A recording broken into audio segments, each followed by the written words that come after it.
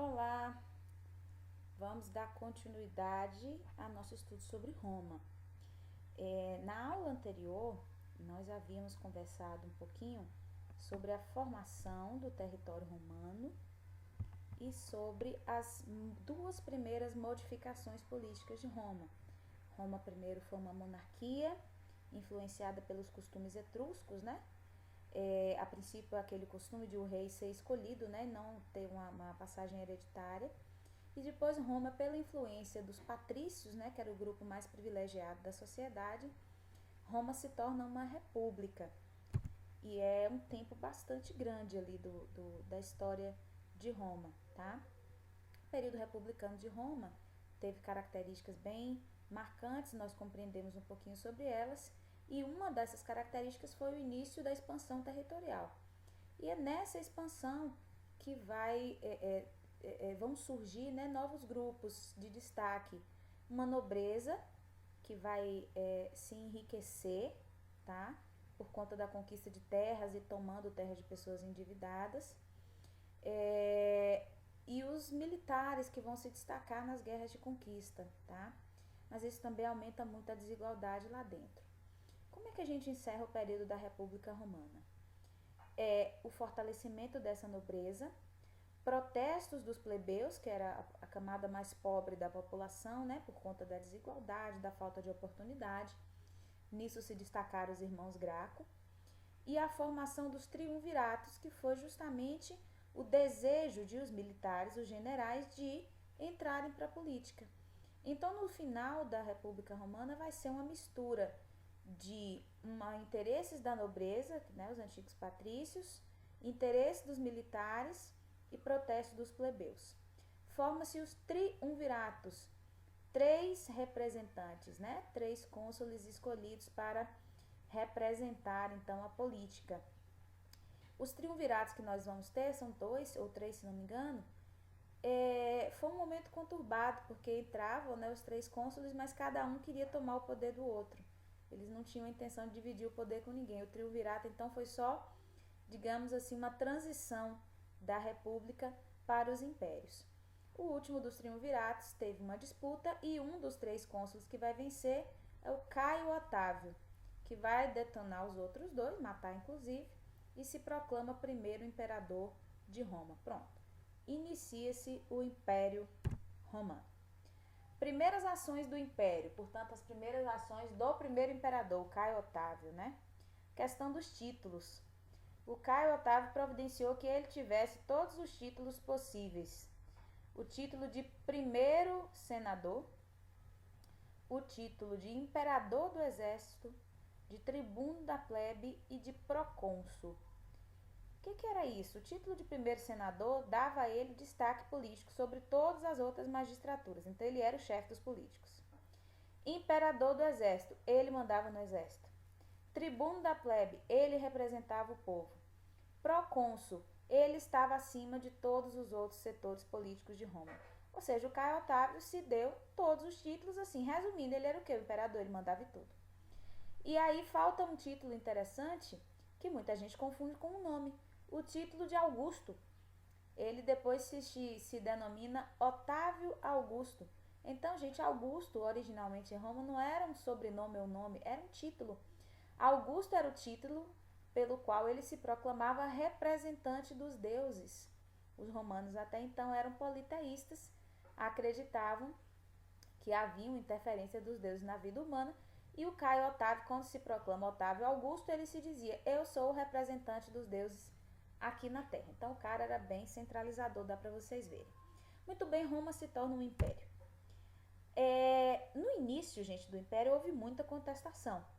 Contestação dos próprios militares, que não estavam querendo aceitar, né, ser mandados por um só, dos outros grupos sociais, da nobreza, enfim. Protesto de um modo geral, dos plebeus.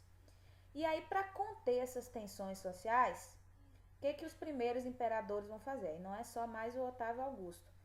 Todos os primeiros imperadores ali vão fazer. A chamada política do pão e circo. Esse termo é muito usado hoje em dia quando você vê um governo assim que é muito sacana, que fica assim dando bobagem ao povo para fazer de conta que está trabalhando, mas no fundo só está privilegiando às classes mais abastadas. No que consistia a política do pão e circo em Roma? Distribuição de alimentos aos pobres era tipo assim, manter a população pobre quieta, dando para elas o básico, realizar festividades o tempo todo para agradar a nobreza desocupada e fazer as lutas de gladiadores, que era uma diversão que os romanos adoravam. Quem eram os gladiadores? Tá? Os gladiadores eram geralmente guerreiros aprisionados, tá? Em territórios conquistados por Roma, que eram usados no exército, evidentemente, nessa brincadeirinha. Mais à frente vocês vão ter uma imagem. E aí Roma consegue estabilizar os conflitos, tá? Os conflitos sociais, deixar todo mundo quieto com essa política do pão e circo, e entra na fase da chamada Pax Imperial, a paz imperial. Ninguém questionava o império. Quando Roma chega ao chamado Alto Império, é século I depois de Cristo. Cristo já havia nascido, isso é importante, nós vamos falar mais à frente. Então já éramos ali no século I. O que é o século I, gente? É do ano 1 até o ano 100, tá? Então veja que a história de Roma começou com a monarquia lá, ó, mais ou menos uns 500 anos antes de Cristo. Passou a monarquia, a república, e o império nasce ali justamente na transição, né, do antes para o depois de Cristo. O período da Pax Imperial em Roma, então, foi marcado por quê? Expansão territorial. Os romanos conquistaram muitos territórios. Então, Roma, que era ali o que é a Itália hoje, ou alguma coisa no redor, vai dominar praticamente a Europa inteira e já vai chegar no continente asiático. Pilhagens. O que eram as pilhagens? Os lugares em que os romanos dominavam, simplesmente faziam uma limpa, tirava tudo que tinha de riqueza naquele lugar e passava a ser domínio de Roma, tá? Pilhagem então era mais ou menos assim, gente, era um roubo com um nome mais interessante, mais chique. Estabilização das fronteiras. Todos os territórios dominados por Roma eram extremamente vigiados, para que outros povos não ousassem invadir o que eles entendiam que era deles, e para que internamente os povos nativos daquele lugar não se rebelassem e obedecessem Roma devidamente. Pensamento filosófico e científico. A filosofia, a ciência vai se desenvolver muito em Roma também, nesse momento, tá? Voltado para a questão política, voltado para a questão econômica, uma série de outros interesses. Fato é que eles vão desenvolver muito o pensamento científico e filosófico. Esse é o período da chamada Pax Imperial. Aí eu trouxe para mostrar para vocês uma imagem do famoso Coliseu, né? Uma das maravilhas da humanidade antiga. É um teatro, né? Um enorme teatro lá da capital, lá, né? Do Império Romano. E era aí que aconteciam as lutas de gladiadores, ó. Enorme, muitas pessoas assistiam. E lá daqueles corredores que vocês veem embaixo, saíam os prisioneiros, né? Os guerreiros muito fortes. E para lutar uns com os outros ou contra animais. E a graça que os romanos achavam na luta era até que um dos dois lados morresse, tá? Agora, vamos lembrar, quem eram os gladiadores? Não eram soldados romanos, eram soldados que os romanos aprisionaram nos territórios que eles conquistaram. Muito bem, isso era o Teatro Coliseu, onde aconteciam as lutas de gladiadores. E vocês têm aí duas figurinhas mostrando como eram essas lutas, ó. Algumas vezes era uma pessoa contra uma fera, né? Leões ou outros animais, e algumas vezes era entre dois homens. Vejam que as armas eram diferentes, né? Observava-se a habilidade de cada um. Então as lutas de gladiadores faziam parte da política do pão e circo. O circo era isso aí, colocar duas pessoas para matarem uma outra, para que os romanos se divertissem. A sociedade romana na época do Império.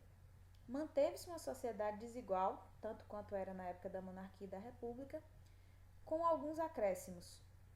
Aquela nobreza que eram os antigos patrícios que enriqueceram, eles vão empobrecer, porque vai haver um destaque para uma aristocracia. Quem era essa aristocracia? É uma galera que vai enriquecendo, sobretudo com o comércio e outras atividades, tá? À medida que o eixo econômico de Roma vai se modificando também. Então aquela nobreza, ela perde um pouco dos privilégios dela, até porque gastava demais. Surge uma aristocracia, um pessoal ligado à política que tinha muito dinheiro. As cidades continuavam tendo mais habitantes que as áreas rurais, mas a maioria dos habitantes das cidades eram trabalhadores pobres. A desigualdade se manteve. Camponeses também tinham uma condição super complicada, certo? E vínhamos aí com os escravos e escravos, tá? Então a diferença em relação aos outros períodos vai ser o surgimento e fortalecimento dessa aristocracia. A economia no período do Império Romano. Entendam que nós estamos falando, gente, de um império gigantesco. Tem os ditados que nós conhecemos até hoje do tipo: todos os caminhos levam a Roma.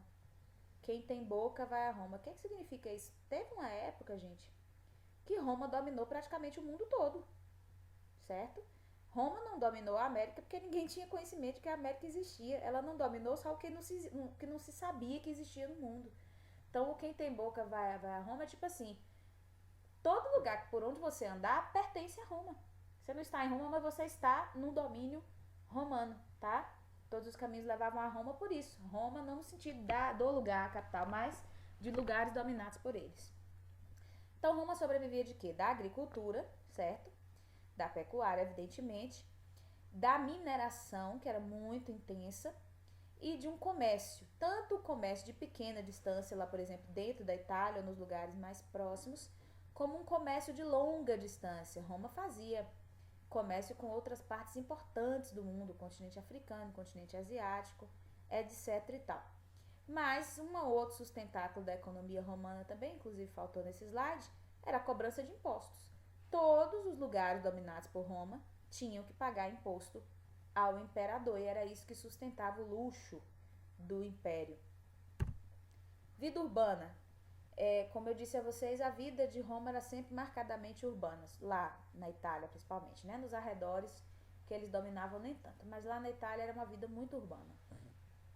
Construções muito grandes, inspiradas na arquitetura grega, né? À base de madeira, de argila, de argamassa.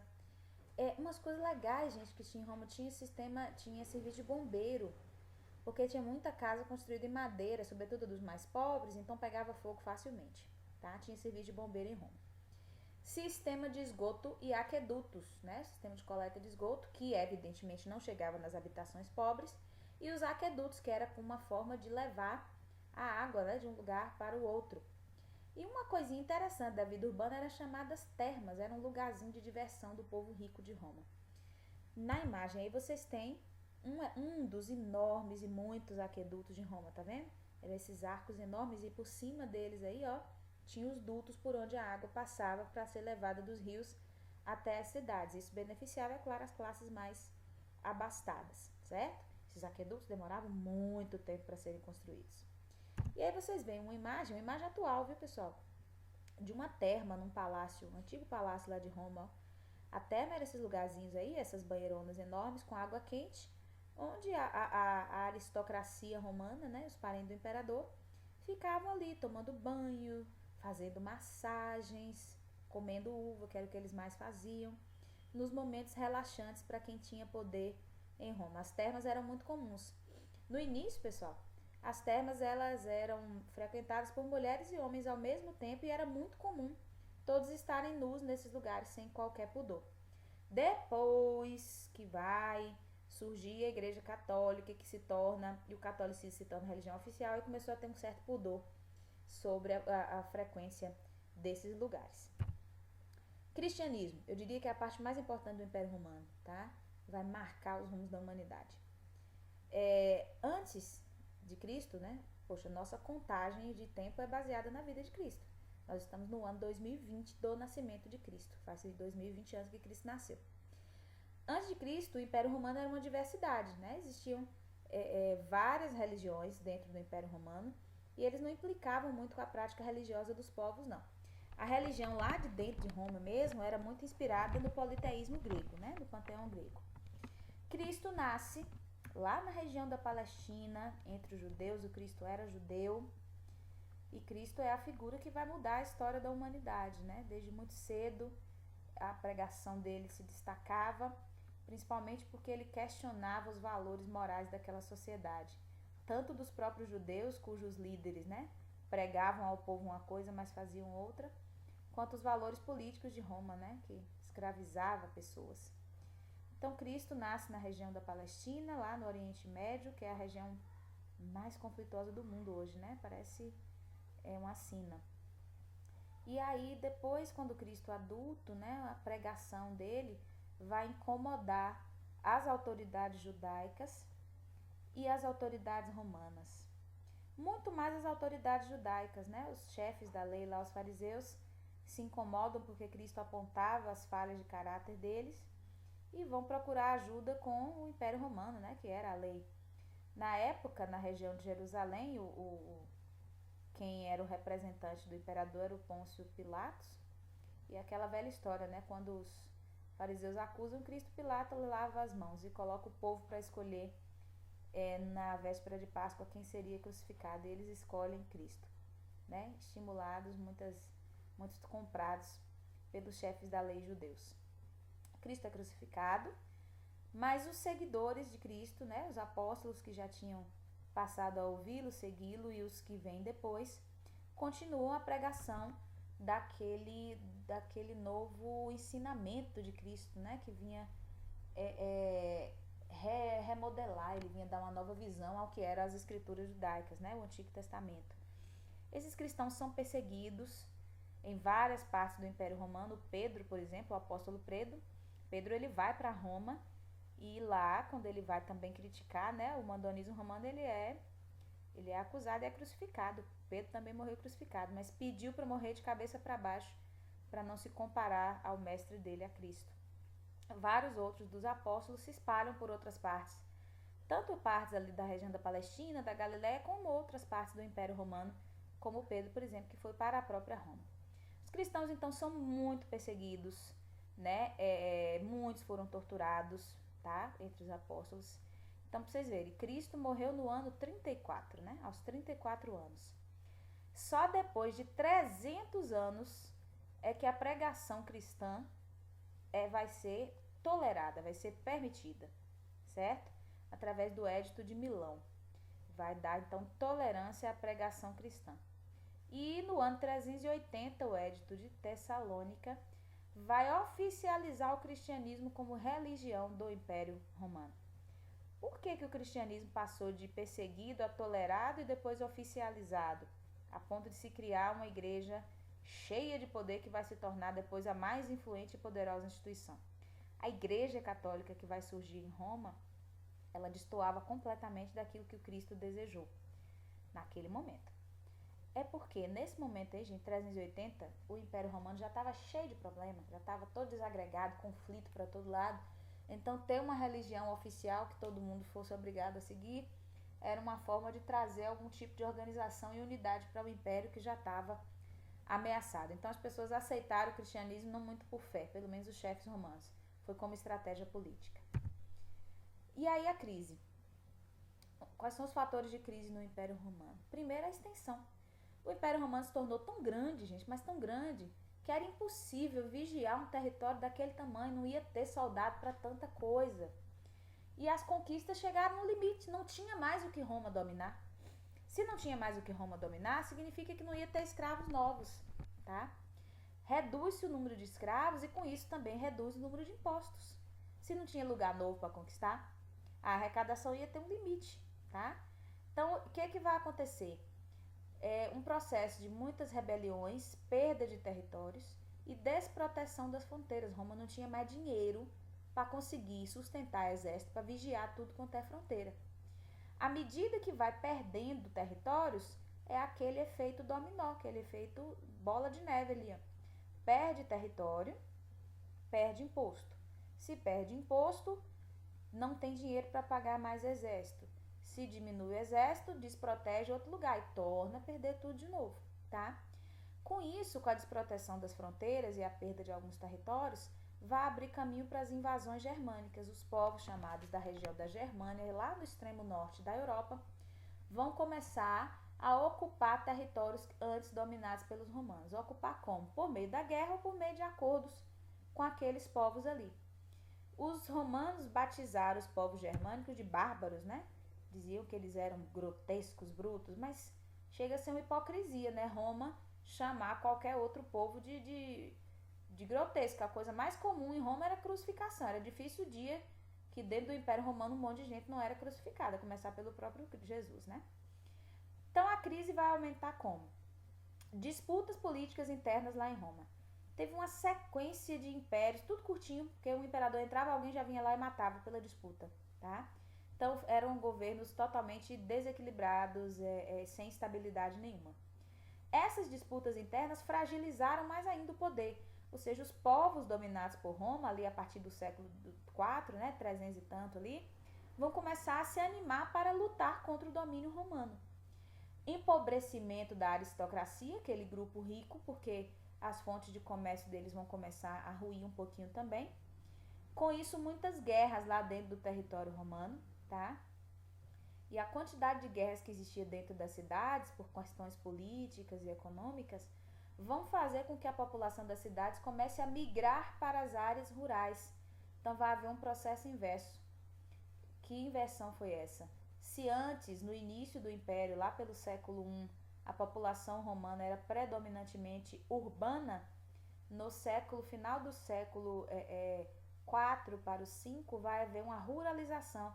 Uma galera vai embora para as áreas rurais em busca de proteção, porque os donos dessas áreas rurais garantiam proteção em troca de trabalho.